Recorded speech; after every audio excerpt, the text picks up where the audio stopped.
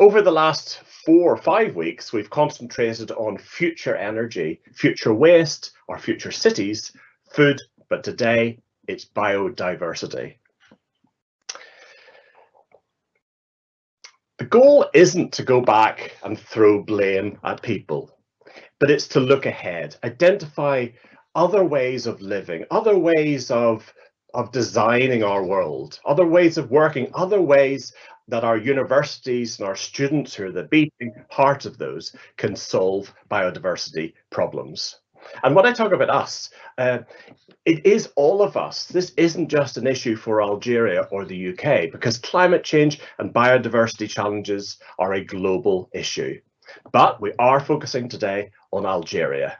And it's the universities and colleges and the students and the teachers and lecturers and researchers in Algerian universities that we're speaking with today. What is it that you can do in your university? You might be a student and feel you can do nothing. We hope at the end of today you will feel empowered, informed, and committed to taking action to help your university become more biodiversity friendly, but also more sustainable.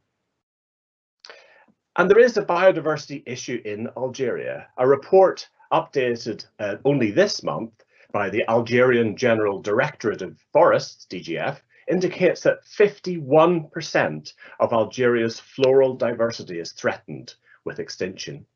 And the DGF points an accusing finger at deforestation, urbanization, a low proportion of Algerian nature reserves. It's only 0.007% of the national territory. But Algerian biodiversity is immensely rich, with approximately 16,000 known species overall. And what's more, Algeria's Sahara hosts a huge diversity of ecosystems, much of which are still unknown. So, what can staff and students in Algerian universities do to protect what still exists and stop and ideally reverse the biodiversity decline? What can we learn from other parts of the world, and in particular, the United Kingdom? We have 4 great panelists today. Each has 5 minutes to put out their stall and give us their insight into biodiversity and how we can do something about that. Future biodiversity is the theme of this presentation, and the question that was put up was: the world's plants and animals are in crisis, pushed to the edge of extinction by people and our consumption. So why should we care? Well, I'd like to turn that around and say human security and opportunity are pushed to extinction because the world's plants, animals, microbes, and ecosystems are in crisis. So what opportunities does that open for university students, research, learning, and campuses? Now, I'm going to start by saying, what is nature? That may seem a pretty obvious question, but the way we think about nature has particularly changed over the millennia. Well, actually, over recent decades. Going back to Georgina Mace's paper, Food Conservation, she plots a paradigm of nature for itself, pretty much up to the 1960s, when conservation was framed as nature being out there on its own without humans. That's the way we thought of nature. Moving to the 70s and 80s, we saw increasing problems caused for nature by human encroachment. So Georgina's paradigm of nature despite people.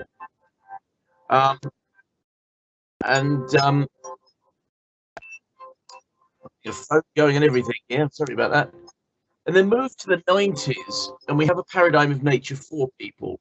This was the era of ecosystem services coming online, coming into the political and scientific perspective.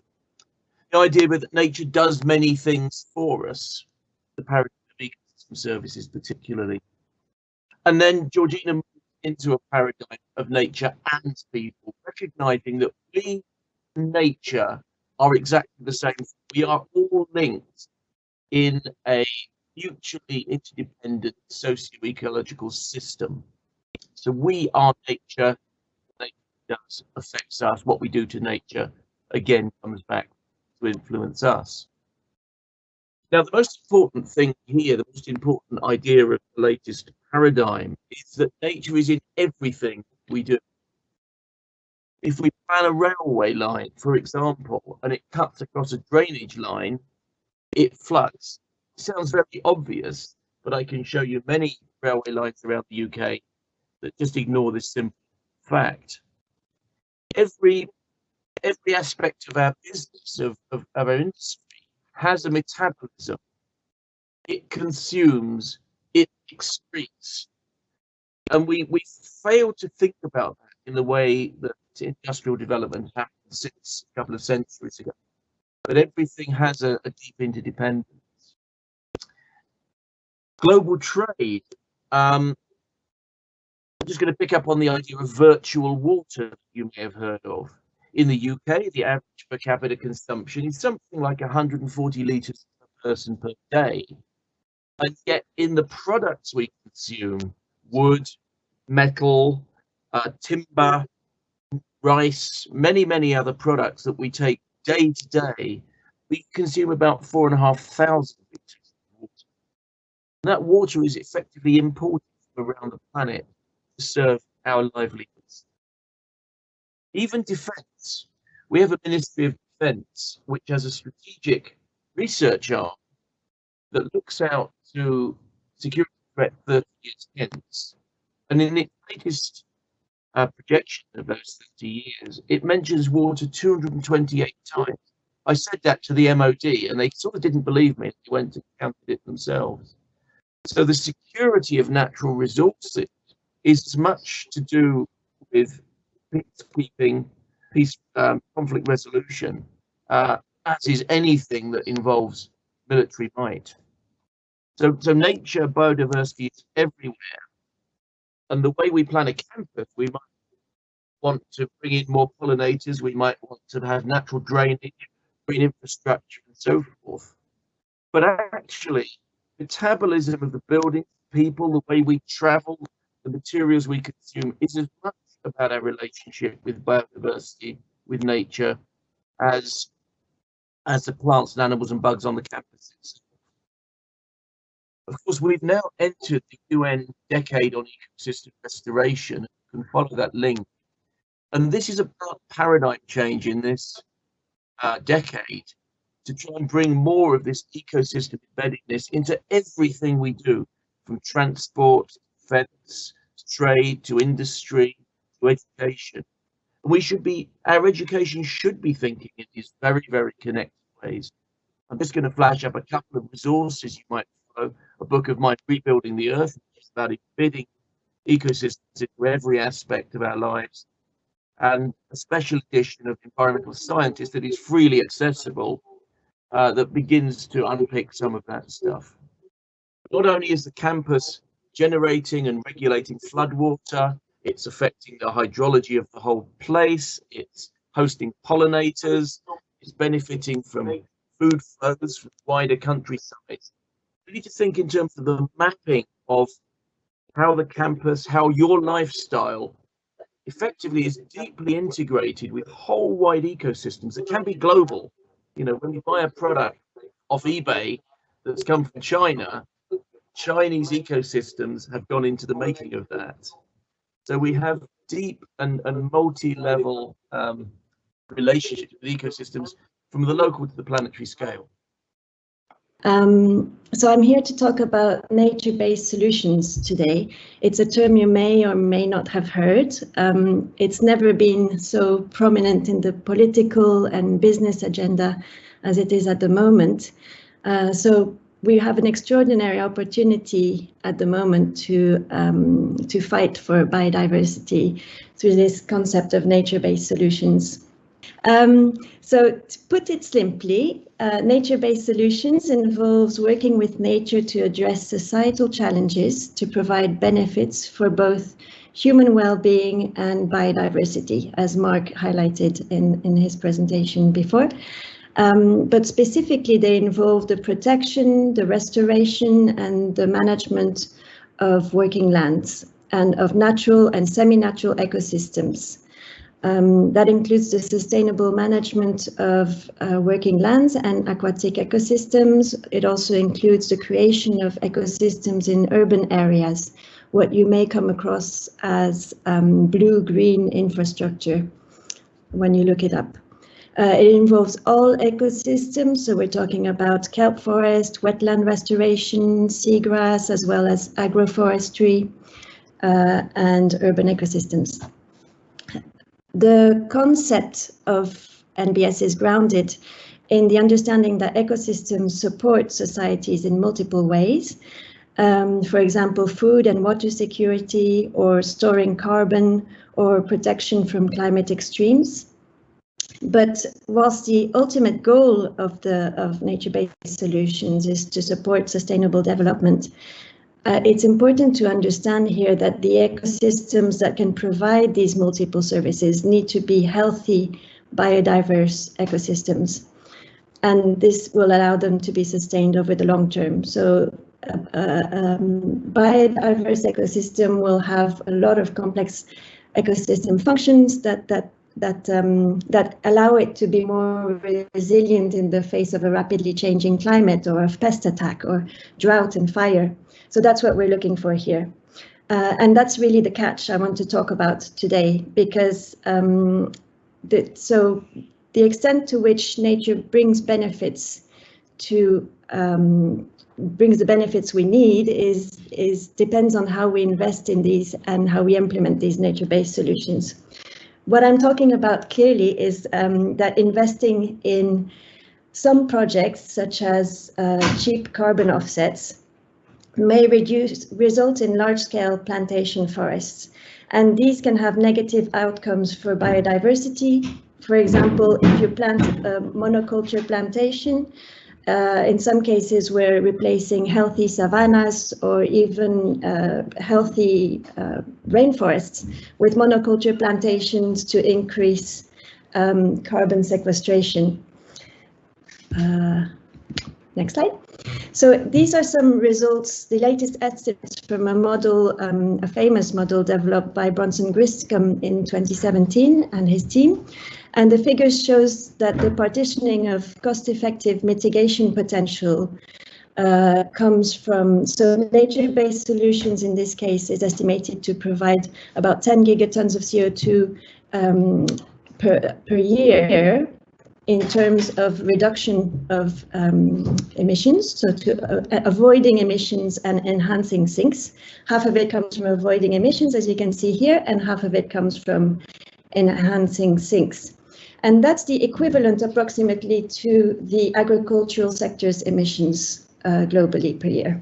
Restoring native cover, this restoration of forests, contributes a small portion of the total benefits, mitigation benefits we can get from nature-based solutions. So there has been a really strong focus on replanting forests and restoring forests in the past few years. But we need to put this into perspective and recognize that only 20% of this total figure comes from restoring ecosystems in general.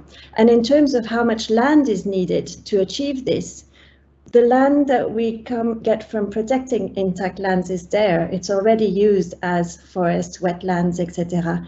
The land that we take for managing working lands is also already there. We're already using these lands for agricultural purposes, and it's a matter of improving the management of these lands. And only 20% of this comes, that's 678 million hectare, comes from restoring native cover. It's just important to think about where the land comes from when you're trying to offset emissions by planting trees. That's the kind of message I'm trying to get to. So there's still a lot of confusion. I hope I can have a few minutes to explain this. There's still a lot of confusion about the contribution of ecosystem-based projects to mitigating climate change. Some have said it's the best, tree planting is the best solution to climate change. Others say it's a dangerous distraction. So to try to address this, I've worked with colleagues recently on how much can contribute to limiting peak warming to well below 2 degrees this century, whilst pursuing efforts to limit peak warming to 1.5 degrees C. And as you may know, this is the aim of the Paris Agreement. So let's put it in a context that's relevant to the Paris Agreement in terms of warming rather than in terms of emissions reductions.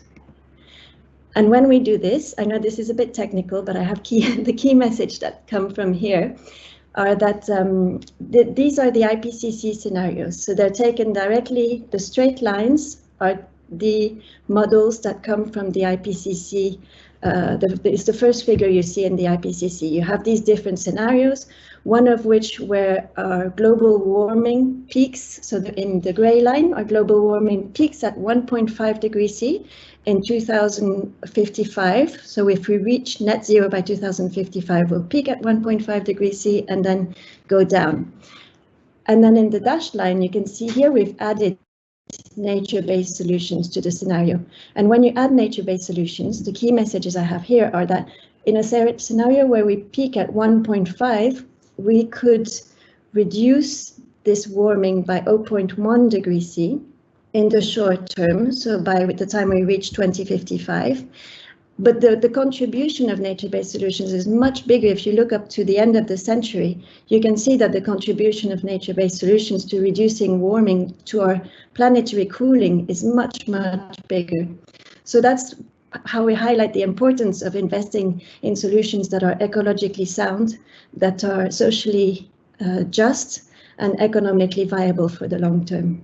We are really focusing on ecosystems, local ecosystems, and ecosystems that will be resilient in the face of the challenges ahead. So be it drought and increase in fire.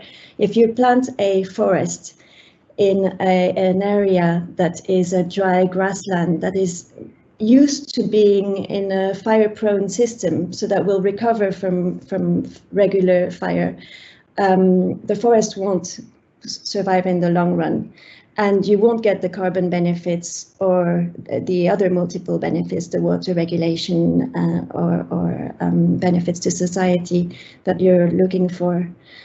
On the contrary, if you let the ecosystem, the natural ecosystem, thrive, you will have a more resilient system in the face of pest attack or fire or drought.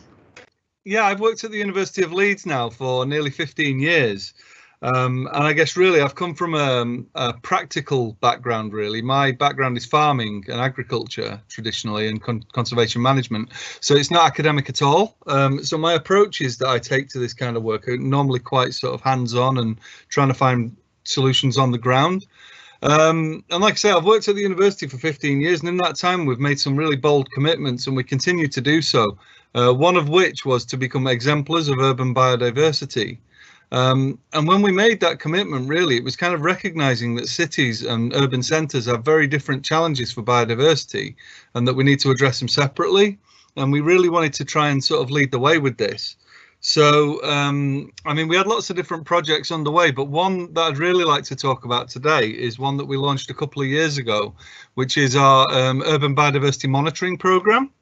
So this is where we took a living lab approach. So we took academic ideas and thoughts and put them into operational, a way of delivering on the ground, really. And we do that through students. Now, the reason why we took this approach was because what we really wanted to do was help our operational staff understand how they can manage the campus more efficiently. So we have a 200-acre city centre campus that has lots of different requirements on it, with lots of buildings that are listed, really sort of amazing architecture, but at the same time it creates challenges for how we can manage biodiversity. So we appointed a group of students who we call them student ambassadors, and our student ambassadors really were put in place first of all to kind of monitor where the pollinators were working on the campus, to try and kind of look at how we could then feed that back to our operations to make sure that when we're planting and when we're managing the landscape, we do it in a way that helps to improve pollinators.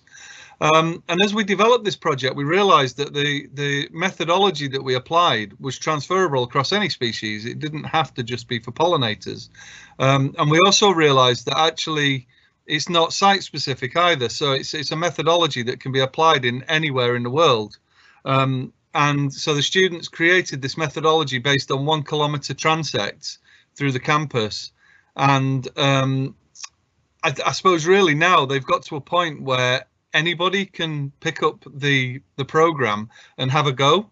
So this makes this very transferable across any discipline. So our staff can go out at lunchtime and do a bit of monitoring, and they might, depending on their level of knowledge, they can go out and they can say they've seen a bird, or they can go out and say they've seen a particular species of bird, or they can tell us they've seen a particular species of bird around a particular plant. So depending on where they want to learn, the level they want to learn at, the system kind of adapts for their knowledge, I suppose, really. And then we realized we could then apply this to the citizens of the city as well, so anybody can pick this up and use it. And our students have now, I mean, they've developed this so that it can be used by anybody, and it's been shared with Osaka University, Penn State University. They've presented for the UN Club of Rome Climate Youth Summit. They're presenting for the International Sustainable Campus Network. They've just won an award for this program. And really, the reason why I'm talking about this one is because it's a great example of where anybody can get involved and anybody can kind of pick up the tools and learn about biodiversity. So it's not border specific. It doesn't rely on any sort of global borders, really. Anybody can use this program. So that's the main one I was going to talk about. And then the second one really kind of links to that. It's where on the outside of our city, we've got a huge sports facility. And we've just given over a big portion of that land to a large city flood alleviation scheme. So it's where we're looking at natural flood defence for the city. So a few years ago, Leeds experienced some quite nasty flooding in the city, and the Environment Agency and the City Council kind of recognised this and have launched a massive natural flood management programme in the north of the city, where they've planted thousands of trees, and the university's given up a large portion of land to do this as well. But rather than just kind of planting the trees, we've also linked that into our research so that our academics can learn from that as we go. And we're not just looking at the flood alleviation, we're also monitoring, because it's close to a very busy ring road. We're monitoring the air quality and how that improves, the carbon capture of the trees. We're also looking at the way that the outside of a city is different from the inside of a city, and how those small changes can affect the way you apply herbicides or whatever it might be as farmers. So it's all transferable information. And then to further that project even further along, our pollinator ambassadors are now coming in and actually rolling their program out on that site as well, so the local community can get involved. So yeah, so it's kind of, I guess it's really what I'm wanting to get across is that biodiversity has to be accessible, and what we're trying to do here is make it that anybody can pick up the tools and anybody can have a go. You don't have to be a specialist, and you don't need, I mean, obviously we'd like everybody to learn more, and that's the aim, but I guess really the point I want to get across is that anybody can pick up the tools and start to learn, and should enjoy that. What's really interesting is we're getting students that have no interest in biodiversity, that are just wanting to, so we kind of recognize the link between well-being and health, and the students through the lockdown, rather than kind of saying, oh, well, we can't go on site and we can't monitor, they've been running webinars and sessions, sort of training people how to do monitoring in their garden. So it's kind of keeping people active, and we've got people from all across the university, that are kind of at the moment are sat at home quite bored, but as soon as they're able to get back to work in the office, they're going to now, they've already said they want to get out of the office at lunchtime. So it's giving people an excuse to leave the desk, and it's giving students an opportunity to see the campus in a different way. So it's kind of opened up something that people kind of saw as quite inaccessible before. So I guess the real challenge now is making sure that people can access all of this and that the information's available. But yeah, absolutely, we're getting people from all kinds of disciplines that are interested in this, including the local nursery, the children from the nursery. So sometimes I wonder if my children will ever get the chance to see some species of animals like white tigers, rhinoceros, some kind of butterflies. And I'm not that old, but only through that a bit more of more than 2 decades, I have heard about not less than 100 species of animals that disappeared. And I'm sure I don't know all of them. And what is sad about that is that nature can only blame humans. So as you said, I lived in 3 different countries, and each time I moved to a new one, there was a higher level of consciousness that I saw among the population about the importance of climate change and the protection of the biodiversity. And that made me realize that the population is the main factor that can really do something about climate change.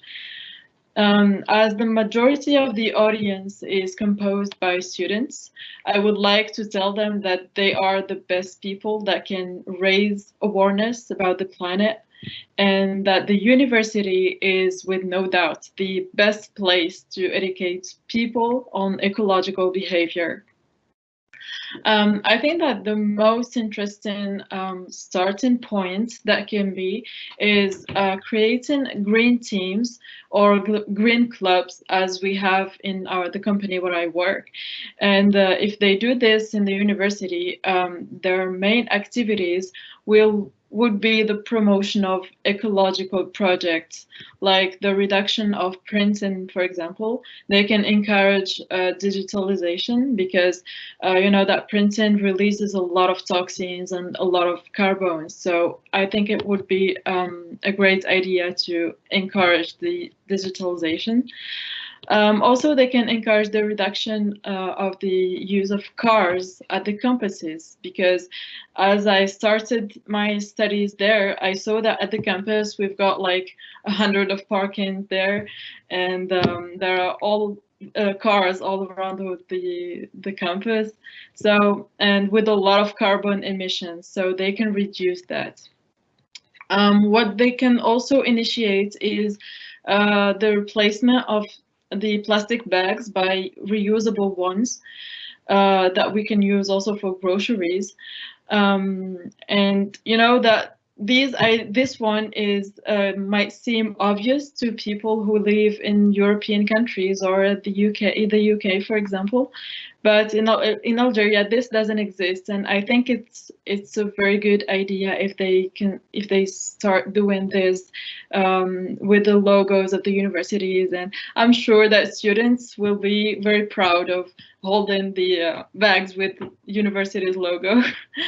Then a bigger plan can be to encourage the university to place recycling bins, for example, and also add plants in classroom and amphitheaters.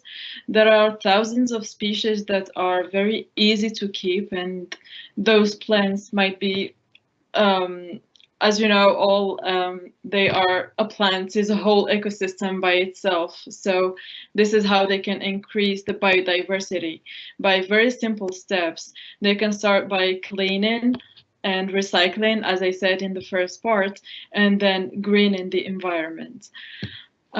So to conclude, I just want to say that I don't want my children to see beautiful animals and plants only in books, like we learned about dinosaurs. And I'm sure that this generation is powerful one, and I'm confident that they will be able to change things to the better, and they can green Algeria. This is the UN Decade of Ecosystem Services, so this is a great area for you to look at your research or just engaging with and understanding that, you know, these natural bounties can no longer be seen as, or can never be seen as, a free resource. So we hope you found that interesting and as it inspired you, and I'm really grateful for all those examples of how you in your university actually do have power, you do have influence, and it is your future. So do lead this agenda. It's an exciting one. We all depend on it. So thanks to the panelists. Thanks to everyone at the British Council Algeria and the EAUC, but mostly thanks to you for listening, asking questions, and hopefully being inspired to act to make Algerian universities more green.